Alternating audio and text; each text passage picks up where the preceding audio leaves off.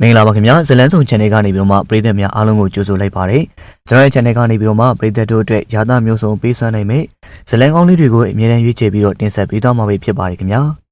ဒီနေ့မှာတော့ဖြူစင်လွန်းသောအမောင်တို့ဆိုတဲ့ဇလန်းလေးကိုတင်ဆက်ပေးသွားမှာဖြစ်ပါတယ်ခင်ဗျာအဲ့တော့ဇလန်းလေးမစတင်ခင်မှာတော့အခုလိုမျိုးဇလန်းကောင်းလေးတွေနေ့တိုင်းမှာ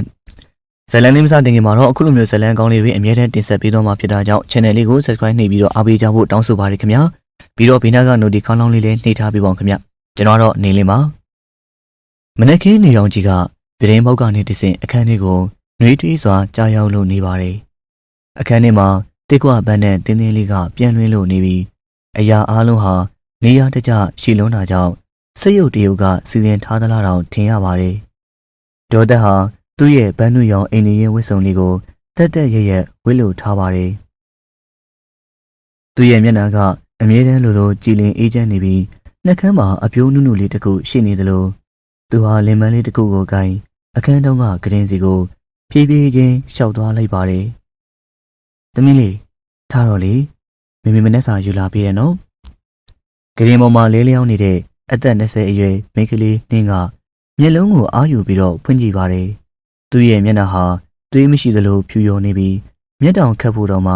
အားအင်မရှိသလိုလိုမမေသမီးခြေထောက်တွေဟာဒီနေ့လည်းလှုပ်လို့မရပြန်ဘူး။နင်းရဲ့အသက်ဟာတိုးဖြော့လွန်တာကြောင့်လေတိုးတန်နဲ့တူနေပါတယ်။ဒေါ်သက်ကလင်မန်းကိုဘေးကစပွဲပေါ်တင်ပြီးနင်းရဲ့စပင်လေးတွေကိုအသားအရာတက်ပေးနေပါတယ်။အဲဒါကြောင့်မမေကပြောတာပဲ။သမီးကကျမ်းမာရေးသိချူကြတာမမေတိုက်တဲ့အားစေကိုပုံမှန်တောက်မှဖြစ်မှာပေါ့။လာစွပ်ပြုတ်လေးတောက်လိုက်နော်။ဒေါ်သက်ဟာဇွန်းနဲ့စွပ်ပြုတ်ကိုခက်ပြီးတော့နှင်းရဲ့နှကမ်းဝါကိုတီးပြီးလာပါတယ်။နှင်းကငင်းဆန်ခြင်းပေမဲ့သူ့အမေရဲ့ဆူးရှားတဲ့မျက်လုံးတွေကိုကြည့်ကအသာတကြီးပဲတောက်လိုက်ပါတယ်။သမီးတီလားအပြင်လောကကြီးကလေသိကြောက်ဖို့ကောင်းတာသမီးရဲ့မနေ့ကရက်ွက်ထဲမှာလူတက်မှုဖြစ်လို့တဲ့။သမီးသာအပြင်ထွက်နိုင်တဲ့အခြေအနေဆိုရင်မမေလေးဘယ်လောက်ထိစိတ်ပူရမလဲ။အခုလိုအခန်းထဲမှာပဲလုံလုံခြုံခြုံရှိနေတာမမေတွေစိတ်ချရတယ်သမီးရဲ့။ဒေါ်သက်ဟာပြောနေရင်နဲ့ခြေထောက်တွေကိုစောင်းနဲ့တီးတီးကြကြပြန်ဖုံးပေးပါတယ်။ပြီးတော့ကရင်မီးကတောက်ခတ်ထားတဲ့ဗီဒီယိုလေးကိုတစ်ချက်ကြည့်လိုက်ပါတယ်။အဲ့ဒီဗီဒီယိုထဲမှာ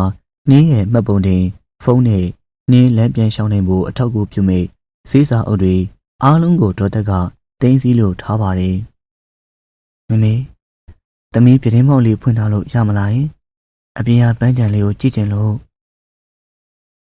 ဒေါ်သက်ရဲ့ပြုံးလေးဟာခဏတာပျောက်ကွယ်သွားခဲ့ပြီးတော့မြဝင်းကြီးကအေးဆက်လို့သွားကပြီးတော့မှပြန်ပြီးပြုံးပြရင်နဲ့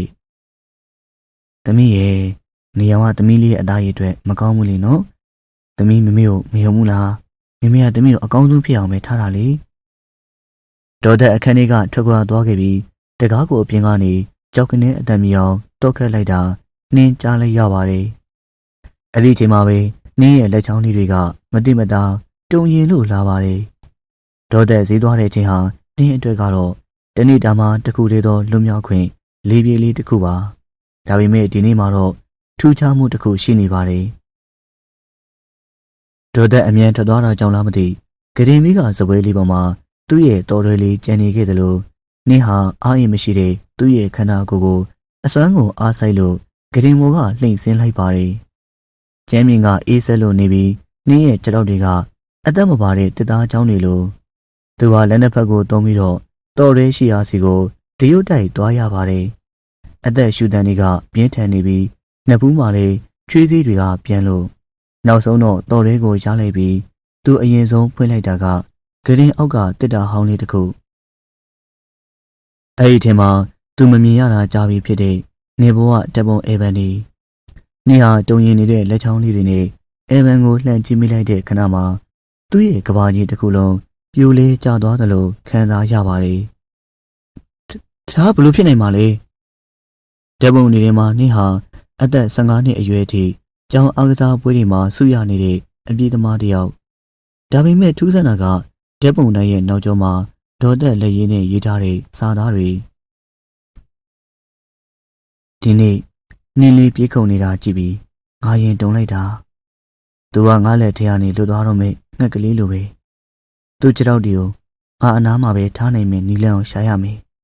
။နင်းရဲ့မျက်ရည်တွေ တဲပုံမော်ကိုအဆက်ကလေးတွေဖြစ်ကြားလာပါတယ်။နောက်ထပ်တပ်ပုံတစ်ပုံမှာဆေးရုံတစ်ခုကဆေးစာရွက်မိတူလေးညှက်ထားပြီးအဲ့ဒီစာရွက်မှာရေးထားတာကလူနာအားပေးထားသောဆေးသည်ရေရှည်တွင်အာယုံကြောအဖွဲ့အစည်းကိုပျက်စီးစေပြီးကြွက်သားများကိုအားနည်းစေနိုင်ပါသည်။အဲ့ဒီချိန်မှာအင်းရှိကခြံစည်းရိုးတကားဖွင့်တဲ့ကြားလိုက်ရပါတယ်။ဒေါ်သက်ပြန်လာပြီးဖြစ်ကနှင်းကဂရင်မော်ပြန်တက်ဖို့အချိန်မရှိကျမ်းမြေပေါ်မှာတော်ရေးကိုစုပ်ကန်ရင်းနဲ့တုံတုံရင်းနဲ့အခန်းတကားကိုကြည့်နေမိပါတယ်။ခြေတန်းကလေကတိပေါ်မှာတတိချင်းနီးကဲလို့လာပါတယ်။သမီးလေးမမေပြန်လာပြီလေဟောဒီမှာသမီးကြိုက်တဲ့ငါးစုပြုတ်လေးလုပ်ပြီးမလို့တကားကကြောက်ကနေပွင့်သွားပြီးဒေါ်သက်ဝင်လာပါတယ်။ကျမ်းမြေပေါ်မှာဝရမှောက်နေတဲ့တော်ရေးကိုကင်ထားတဲ့နှင်းကိုမြင်လိုက်ရတော့ဒေါ်သက်ရဲ့မျက်နှာဟာဒေါသထွက်သွားတာမျိုးမဟုတ်ပဲအလွန်အမင်းစိတ်ပြတ်သွားတဲ့အမှုအရာနဲ့သမီးရဲ့မမေပြောတာပဲသမီးကအရင်ဆိုတာပဲလက်မလျှောက်နိုင်တဲ့ကလေးကဘာလို့အလောက်ထိရုန်းကန်နေရလဲလို့ဒေါ်သက်ကနှင်းရဲ့အနာကိုဖြည်းဖြည်းချင်းတိုးလာပါတယ်သူ့ရဲ့လက်ထဲမှာဇီးကဝဲလာတဲ့အသားခုတ်ဓာကြီးတစ်ချောင်းနှင်းတတိထားမိပါတယ်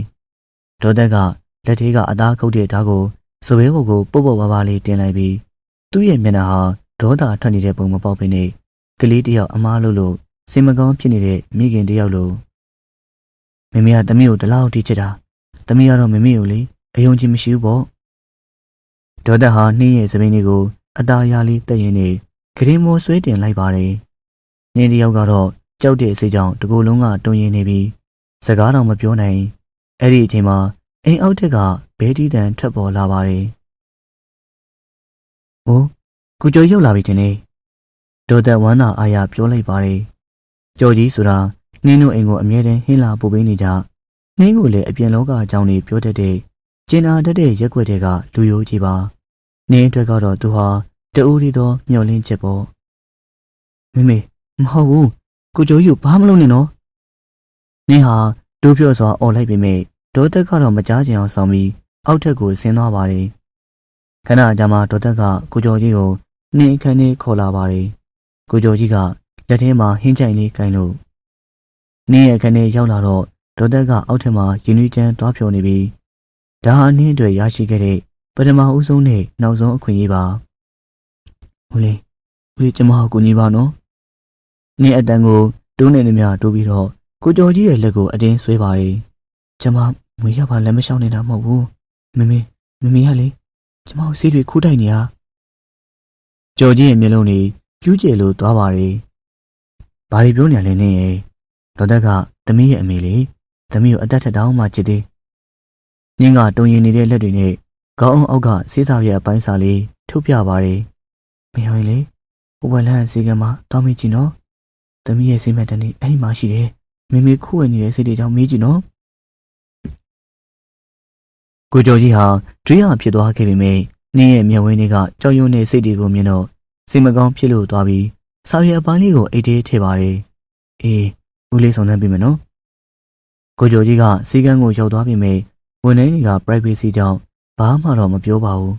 အဲ့ဒါနဲ့သူဟာညနေဘက်လူရှင်းတဲ့အချိန်မှာစီကံရဲ့နောက်ဖေးကနေခိုးဝင်ပြီးမှတ်တမ်းဖိုင်တွေကိုမှွေနောက်ရှာပေးပါတယ်နောက်ဆုံးမှာတော့နှင်းရဲ့နာမည်နဲ့ဖိုင်ကိုတွေ့ပါတယ်ဒါကြက်သားတွေတည်တဲ့အပြင်းစားစီးတွေပဲတစက်ချင်းစုပင်လမ်းလျှောက်လို့တော့မရအောင်လုပ်ရတာပဲကိုကျော်ကြီးတုံလို့သွားပါတယ်ဒါပေမဲ့သူမသိလိုက်တာကတော့ဈေးကန်းကဝင်တဲ့ဟာစီးရင်တွေပြောင်းနေတာတတိထားမိပြီးလူနာရှင်ဒေါ်သက်စီကိုဖုန်းဆက်လိုက်တာပါအမသမီးရဲ့မတ်တန်လူတယောက်လာတောင်းနေလို့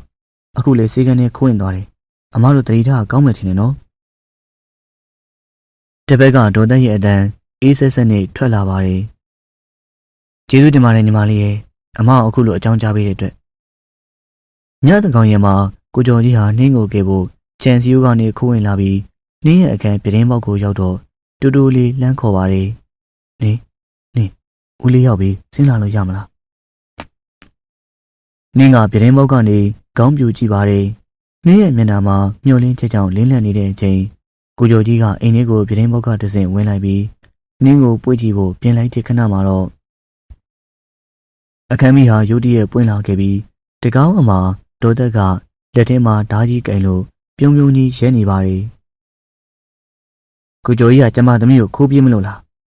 တင်တောင်းငွေလေးတော့မပါဘူးပေါ့လေကျမတို့ရဲ့ပျော်ရွှင်စရာအိမ်လေးကိုပါဖျက်ဆီးမယ်ပေါ့ဒေါ်သက်ခမရယူနေပြီဗျခမရသမီးကိုခမရကိုယ်တိုင်တက်နေတာကိုကျော်ကြီးကနှင်းကိုကာဝယ်ဖို့ကြိုးစားပါတယ်ဒါပေမဲ့ဒေါ်သက်ကမဆိုင်မတော်ပဲကိုကျော်ကြီးရဲ့ဘိုက်ကိုဓာတ်နဲ့အားကုန်ပြေးထိုးလိုက်ပါတယ်နှင်းရဲ့ရှေ့မှာတင်ကိုကျော်ကြီးဟာဝရမှောက်ကျသွားပြီးဒေါ်သက်ကယူသွနေတဲ့မျက်လုံးတွေနဲ့ကိုကျော်ကြီးကိုအချက်ပေါင်းများစွာထက်မှန်ထိုးနှက်နေတာကိုနှင်းကရင်မောကအစွမ်းကုန်အော်ဟစ်ကြည့်အောင်ကလွယ်လို့ဘာမှမတတ်နိုင်ခဲ့ပါဘူးသူတွေဟာနှင်းရဲ့ဖြူစင်နေတဲ့ညဝေအင်ကြီးပေါ်မှာပန်းကနေကျသွားခဲ့ပါတယ်ဒေါ်သက်ဟာအမောတကုန်းနဲ့နှင်းရဲ့မျက်နှာကိုလက်နဲ့လာကန်ပြီးကိုကျော်ကြီးရဲ့သွေးတွေကနှင်းရဲ့ပါးမြင်ပေါ်မှာပေကျန်လို့ပါတွေ့လာသမီးလေးဒီလူဟာမိမိစီကနေသမီးကိုခိုးထုတ်ဖို့ကြိုးစားလို့အခုလိုဖြစ်ရတာသမီးသာသူ့ကိုအကူအညီမတောင်းခင်သူလည်းအသက်ရှင်နေအောင်ပါပဲသူသေးတာသမီးကြောင့်တော့ဒေါ်သက်ဟာနှင်းရဲ့နေရွက်ကိုအသားရနှမ်းပြီးတော့တူတူလေးကပ်ပြောပါတယ်ကဲအခုသမီးမှမိမိပဲရှိတော့တယ်မိမိကိုဘယ်တော့မှထားမသွားရအောင်နော်ဂရီပေးလားသမီးနှင်းဟာမျက်စိရှိကအလောင်းကိုကြည့်ရင်းနဲ့သူ့ရဲ့ကိုယ်ပေါ်ကသွေးနှံတွေကိုခံစားရင်းစိတ်အာရုံတွေမှောင်မိုက်လို့သွားပါတယ်ကိုကျော်ကြီးရဲ့အလောင်းကိုဒေါ်သက်ဟာအိမ်တော်ဖေးကတွင်းနေကြီးထဲမှာအေးအေးဆေးဆေးမြုပ်နှံလိုက်ပါတယ်အိမ်ထဲမှာတော့သွေးနှံတွေကပျောက်မသွားဒေါ်သက်ဟာနှင်းရဲ့အခန်းထဲကိုပြန်ဝင်လာပြီးကျမ်းမြေမော်ကသွေးခွက်တွေကိုအစွန်းနဲ့မကျန်အောင်တိုက်ကြိုဆေးကြောလို့နေပါတယ်မနေ့ပြန်ကျရင်အားလုံးတန်ရှင်းသွားမှာပါသမီးလေးမိမိတို့တက်ကနေပြန်စားကြမယ်နော်နှင်းကတော့ဂရင်းမော်ကအယုတ်တရုတ်လိုငြိမ်သက်နေပြီးသူ့ရဲ့မျက်ဝန်းတွေကအသက်မဲ့လို့နေပါတယ်နေရန်ကိုပဲစိုက်ကြည့်နေပြီးဒါပေမဲ့လက်ချောင်းလေးတွေကတော့ဆောင်းအောက်မှာတစ်ခုခုကိုတင်းတင်းကြပ်ကြပ်စုပ်ကင်လို့ထားပြီးဒါကတော့ကိုကျော်ကြီးရဲ့အလောင်းကိုဒေါ်သက်ဆွဲထုတ်သွားတော့ကကြံရစ်ခဲ့တဲ့အသားခုတ်ထားပါညတကောင်ရဲမှာဒေါ်သက်နှင်းရဲ့နဖူးလေးကိုအသားရနှမ်းလို့အခန်းလေးကိုပြန်သွားခဲ့ပါတယ်အင်ကြီးတစ်ခုလုံးတိတ်ဆိတ်သွားတဲ့အချိန်နှင်းဟာနောက်ဆုံးအချိန်ဖြစ်အာဂုံယုံလို့ပြင်းမောစီကိုဒီရုတ်တိုက်သွားခဲ့ပါတယ်အပြင်ဘက်မှာလာရောင်ကဖြူရော့ရော့သားနေပြီးသူအမြဲတမ်းသွားကျင်ခဲ့တဲ့အပြင်လောကကြီးဟာလက်တကန်းအကွာမှာတင်ရှိနေပေမယ့်ခြေထောက်တွေကတော့ဘယ်တော့မှရှောက်နိုင်မှာမဟုတ်ဘူးဆိုတာသူသိလိုက်ပါတယ်မမေသမီးကိုဘယ်သူမှမခိုးသားနိုင်အောင်လှုပ်ထားတာပဲနော်နင်ဟာတူတူလေးရေရွရင်ဓာတ်ကိုသူ့ရဲ့လေပင်စီကိုတီးလိုက်ပါတယ်သူ့ရဲ့မျက်နှာမှာကြောက်ရွံ့မှုထက်စိတ်သက်သာရာရသွားတဲ့အပြုံးတစ်ခုဒါပေမဲ့သမီးရတော့လေမိမိစီကနေထွက်ပြေးနိုင်တော့မှာနောက်နေ့မနက်ခင်းနေအောင်ကြီးဟာအခန်းထဲကိုနှွေးထွေးစွာကြားရောက်လို့နေပါတယ်ဂျိုသက်ကလည်းပန်းနုရောင်အိမ်နေရင်ဝှေ့ဆုံလေးနဲ့အတူနှင်းအတွက်မနှက်စာလင်မန်လေးကိုကိုင်လို့အခန်းထဲဝင်လာပါတယ်သမီးလေးထားတော့လေမိမိဒီနေ့သမီးကြိုက်တဲ့ဒေါ်သက်ရဲ့စကလုံးတွေလေထဲမှာတင်ရက်တန့်လို့သွားရပါတယ်ကရင်ပေါ်မှာနှင်းမရှိတော့ပါဘူးပြတင်းပေါင်းရဲ့အောက်ကကျမ်းမြေပေါ်မှာဖြူစင်တဲ့ညဝေးအင်ကြီးလေးကသွေးရောင်တွေနဲ့နေရဲလို့ပါနှင်းရဲ့ခန္ဓာကိုယ်ဟာအေးဆက်လို့နေပြီးဒါပေမဲ့နှင်းရဲ့မျက်နှာကတော့ဒေါ်သက်ဒီနေ့တည်းအတွင်းမှာတခါမှမမြင်ဘူးခဲ့တဲ့အေးချမ်းလွတ်လပ်တဲ့အပြုံးမျိုးတွေနဲ့ပါဒေါ်သက်ရဲ့လက်ထဲကလင်မန်းဟာကျမ်းမြေမော်ကိုဝုန်းကနေကျသွားပြီးစွပ်ပြုတ်တွေဖိတ်စင်ကုန်ပါတယ်သူပိုင်ဆိုင်ခြင်းခဲ့တဲ့သူထိန်းချုပ်ခြင်းခဲ့တဲ့သမီးလေးဟာအခုတော့သူ့ရဲ့လက်ထဲမှာရှိမနေတော့ပါဘူးဒေါ်သက်ဟာနှင်းရဲ့အေးဆက်နေတဲ့အလောင်းကိုပွေလို့အသေးရစွာအော်လိုက်မိပါတယ်မဟုတ်ဘူးသမီးအမေနားမှာနေရမှာလေသမီးဘယ်မှမသွားရဘူးလေဒေါ်သက်ဟာနှင်းကိုအတင်းလှုပ်လို့ရင်းနဲ့ယူသွစွာကြီးလိုက်ငိုလိုက်အခန်းထဲမှာတယောက်တည်းကျန်ခဲ့ပါတယ်နှင်းကတော့ဒေါ်သက်ဘလို့မှလက်မမီနိုင်တဲ့ဝေးလံတဲ့နေရာတစ်ခုစီထွက်ပြေးလွတ်မြောက်ခဲ့ပါပြီနင်းတည်ဆုံးတာ3ရက်ရှိပြီဆိုပေမဲ့အဲ့ဒီအိမ်ကြီးထဲမှာတော့ဘာမှမပြောင်းလဲသလိုမနက်ခင်းနေအောင်ကြီးကအခန်းထဲကိုအရင်တိုင်းပဲကြားရောက်လို့နေပါတယ်ဒေါ်သက်ကလည်းသူ့ရဲ့ပန်းနုရောင်အင်းရင်ဝှစ်စုံလေးကိုတက်တက်ရရက်ဝေထားပါတယ်သူဟာလင်မန်းလေးကိုကန်ပြီးခရင်နားကိုဖြည်းဖြည်းချင်းရှောက်သွားပါတယ်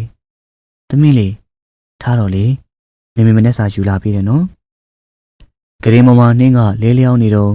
သူ့ရဲ့အသားရည်တွေကအရင်လိုဖြူလျော့ယုံနေမဟုတ်ပုတ်တိုးလာတာကြောင့်မိဖို့ရောင်တန်းလို့အေးဆက်တောင်းတင်းနေပါပြီအခန်းထဲမှာတစ်ခွပန်းတန်းတွေအစားအပုပ်နဲ့ညွန့်ညွန့်တွေကလွှမ်းမိုးလို့နေပေမဲ့ဒေါ်သက်ကတော့နှာခေါင်းကိုပိတ်မထားပါဘူးသူ့တက်ကတော့ဒါဟာသမီးလေးရဲ့ကိုယ်သင်းနဲ့ရဲ့ပါဒီနေ့သမီးလေးကိုရေချိုးပေးရမယ်ဟုတ်တယ်မလားနော်ဒေါ်သက်ဟာခါတိုင်းလိုပဲတချင်းလေးကိုခတ်တိုးတိုးလေးညီးလို့ပြီးတော့နှင်းရဲ့အသက်မဲ့နေတဲ့တောင်တင်းနေတဲ့ခန္ဓာကိုယ်ကြီးကိုအားဆိုင်ပွေ့ချီလို့နှင်းရဲ့ခေါင်းဟာဘေးကိုပျော့ကနေကျသွားပြီမေဒေါ်သက်ဂရုမစိုက်ပါဘူးရေချိုးခန်းထဲမှာရေနွေးနွေးလေးနဲ့နှင်းရဲ့ကိုယ်ပေါ်ကိုလောင်းချပေးနေမိပါတယ်အသားရလေးအေးနေတာပဲသမီးရဲ့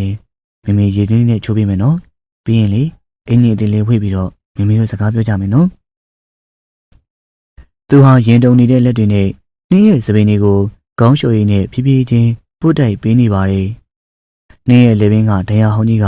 ရေနဲ့ထိတော့ဖြူဖြော့နေပြီးကြောက်စရာကောင်းနေတဲ့အဲ့ဒီဒဏ်ရာကိုကြည့်ကဒေါ်သက်ပြုံးလိုက်ပြီးအခုတော့သမီးကလေပင်အပေါက်လေးကနေစူးသွမ်းတဲ့စိတ်တွေအားလုံးထွက်သွားပြီနော်